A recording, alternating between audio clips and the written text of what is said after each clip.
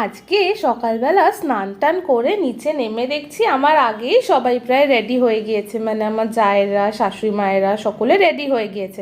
আমারই একটু লেট হয়ে গেল। আসলে আমি ছেলেগুলোকে স্নান করিয়ে তারপরে ওদেরকে পরিষ্কার পরিচ্ছন্ন করিয়ে জামা কাপড় পরিয়ে তারপরে নামাতে নামাতে নিজে রেডি হয়ে দেখছি কি ওরা রেডি হয়ে গিয়েছে। তো আমাকে এখানে কাকিমা বলেছিল এও হওয়ার জন্য অনেকবার, কিন্তু আমি বলেছিলাম কি দুটো ছেলেকে নিয়ে আমি যদি সময় মতো সমস্ত কিছুতে না অংশগ্রহণ করতে পারি তাহলে বরং আমাকে বাদ দিয়ে দাও, কখনো যদি কম পড়ে যায় এর সংখ্যা তখন না হয় আমাকে বলো। এখানে দেখুন বাবুদের দুখানা হলুদ পাঞ্জাবি পরিয়ে দিয়েছি। তো এই পাঞ্জাবি দুটো ওদেরকে সরস্বতী পুজোয় কিনে দেওয়া হয়েছিল, কিন্তু এত সুন্দরী গায়ে হলুদ অনুষ্ঠানে জামা দুটো লাগছিল, তো ওর জন্য আজকে ওদেরকে এইটাই পরালাম। ওদেরকে একদম ফ্রেশ করিয়ে নামিয়ে নিয়েছি আর ওদেরকে সাজিয়ে গুজিয়ে নিয়েছি আর নিজেও সেজে গুজে নিয়েছি। ওদেরকে কেমন লাগছে কমেন্টে কিন্তু অবশ্যই আপনারা জানাবেন। তো এখানে সমস্ত গায়ে হলুদের যা সমস্ত নিয়মকানুন রয়েছে সেগুলো তো শুরুই হয়ে গিয়েছে। তারপরে গায়ে হলুদ নিয়ে মানে সমস্ত তত্ত্ব এগুলো নিয়ে বেরিয়ে যাওয়া হবে মেয়ের বাড়ির উদ্দেশ্যে। তো তার আগে এখানে এই সমস্ত কিছু হচ্ছে। আর দেখুন না ছেলেগুলো এত ভিড় ভাট্টা আলো দেখে কেঁদে ফেলছে। আমি বলছি বাবা তোরা এত বড় হয়ে গেলে এখন আবার সেই ছোটোবেলার মতো কাঁদছিস কেন? কত জায়গায় যাস, কত কিছু করিস, আর আজকে হঠাৎ ভয় পাচ্ছিস কেন রে? তো ওরা তো কিছু বলছেই না, বাবার পাশ ছেড়ে নড়ছেই না। আর এখানে বাড়ির সমস্ত জেঠিমা কাকিমা মায়েরা সবাই মিলে গল্প করতে বসে গিয়েছে। আর এখানে দেখুন ওই সমস্ত তত্ত্বগুলোকে নিয়ে এবারে গাড়িতে ওঠার তোড়জোড় হচ্ছে। আর জানেন তো এবারে না বাজনা করা হয়েছে, তো ওই জন্য বাজনা করা হয়েছে বললে বাইরেটা এত সুন্দর বাজনা বাজছে যে ভীষণ ভালো লাগছে। মানে বিয়ে বাড়িতে সানাইটাও যেরকম ভালো লাগে আবার বাজনা করলেও খুব ভালো লাগে। তো কাকিমা এখানে অনেক দিন ধরে ইচ্ছা রেখেছিল যে ছেলের বিয়েতে বাজনা করবে, কিন্তু একটাই মুশকিল হয়ে গিয়েছে এই বৃষ্টিটা। এই বৃষ্টিটা এমন যখন তখন চলে আসছে, তো ওই জন্য না একটু আমাদের অসুবিধাই হচ্ছে, তো বাজনাওয়ালাদেরও অসুবিধা হচ্ছে। তো যাই হোক এখানে সবাই এই তত্ত্বগুলো নিয়ে গাড়ির মধ্যে তুলে দিচ্ছে, তারপরে আস্তে আস্তে সকলে মিলে বেরোনো হবে। তো এখানে আমি দাঁড়িয়ে দাঁড়িয়ে একটুখানি ভিডিও ক্লিপ করে নিচ্ছি। আর তারপরে বাইরেটা যাওয়ার জন্য আমি আমার যাকে বলছি যে চলো এবার একটু বাইরেটা থেকে ঘুরে আসি। তারপরে এই সমস্ত কিছু মিটে গেলে আমাদেরকে জলখাবারও তো খেতে হবে। আমরা এখনও জলখাবার খাইনি, আমরাও তো খাইনি, আবার ছেলে দুটোও খাইনি।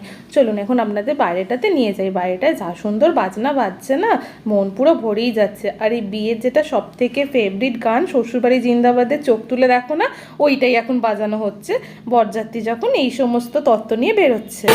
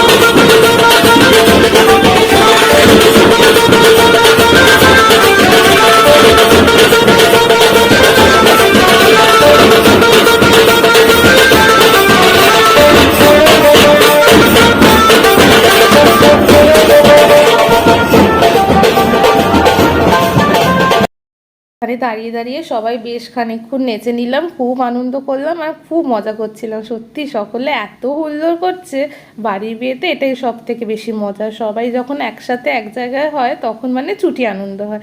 তো এখানে যাই হোক, এখানে সমস্ত কিছু তত্ত্বগুলো গাড়ির মধ্যে তোলা হয়ে যাচ্ছে, আর এখানটাতে আমি দাঁড়িয়ে দাঁড়িয়ে দেখছি কি সমস্ত জিনিসপত্রগুলো তোলা হচ্ছে। তারপরে যখন গাড়িটা ছেড়ে বেরিয়ে যাবে তারপর আমরা খেতে যাব।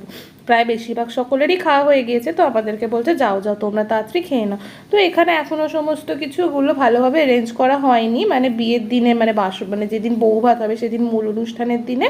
তো তারপরে সমস্ত কিছু এখানে ভালো করে আরও অ্যারেঞ্জ করা হবে। এখন তুই জল খাবার খাওয়ার জন্য যেইটুকু দরকার সেইগুলো হচ্ছে, আর আমরা যেগুলো ভাতের খাওয়া বাড়ির লোকের জন্যরা আছি তাদের জন্য।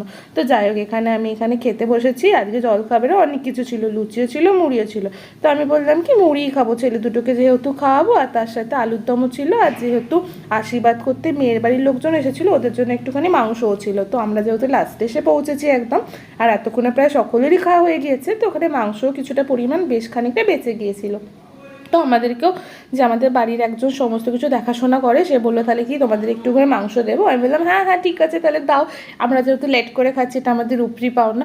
তো যাই হোক, খেয়ে দিয়ে এখানে এসে দেখি তারপরে যেটুকু বাকি থাকে ওই মাথার মধ্যে পান পাতা দিয়ে তেল দেওয়া, তারপরে আরও কি সমস্ত মানে নিয়মকানুন রয়েছে, আমি ডিটেলসে ঠিক জানি না, কিন্তু প্রত্যেকটা নিয়মকানুনের সাথে মানে অল্প বিস্তর পরিচিত। তো সেইগুলোই হচ্ছিলো, আর এখানে আমরা সকলে বোল করে ঘিরে বসে বসে সেই জিনিসগুলোই দেখছি। তারপরে স্নান টান হয়ে গেলে এখানে তোকে পুকুরেতে মানে আমাদেরই খাদেতে স্নান করাতে নিয়ে যাওয়া হবে। তো ওই জন্য আমাকে বলছিল কি পূর্বা চলো না আমার সমস্ত জাগুলো। তো আমি বললাম দেখো আমি গেলেই ছেলে দুটো বায়না করবে, আর ওদেরকে নিয়ে এই কাদার মধ্যে নামাটা একটু মুশকিলই হয়ে যাবে। তো ওর জন্য আমাকে আর কেউ জোর করেনি, তো এখানেই বসেছিলাম। তারপরে স্নান টান হয়ে গেলে তারপরে তো দুপুরবেলা খাওয়া দাওয়া হয়ে গেলে সকলকে আবার বেরোতে হবে, তাই না বলুন? তো ভিডিওটা এখানেই শেষ করলাম, খুব শীঘ্রই নতুন ভিডিও নিয়ে দেখা হবে, টাটা।